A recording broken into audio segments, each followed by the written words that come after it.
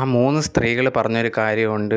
ദിയയും അതുപോലെ തന്നെ കൃഷ്ണകുമാറൊക്കെ ജാതീയമായിട്ട് അവരെ അധിക്ഷേപിച്ചിട്ടുണ്ട് എന്നുള്ളൊരു കാര്യം ഇടയ്ക്കിടയ്ക്ക് ഇതിനെക്കുറിച്ച് പറയുന്നതും പറഞ്ഞിട്ടുണ്ട്.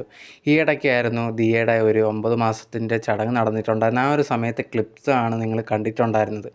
എന്ത് സന്തോഷത്തോടാണ് ദിയ അവരെ 3 പേരെയും വിളിച്ച് ആ ഒരു ചടങ്ങിലൊക്കെ പങ്കെടുപ്പിക്കുന്നത്. ജാതീയമായിട്ട് എന്തെങ്കിലും പ്രശ്നമോ കാര്യങ്ങളോ ഒക്കെ ഉണ്ടായിരുന്നെങ്കിൽ ഇങ്ങനെയൊക്കെ വിളിച്ച് ഇതേ കണക്കുള്ള രീതിയിൽ ചെയ്യിപ്പിക്കുമായിരുന്നു. ഒന്നും തന്നെയില്ല.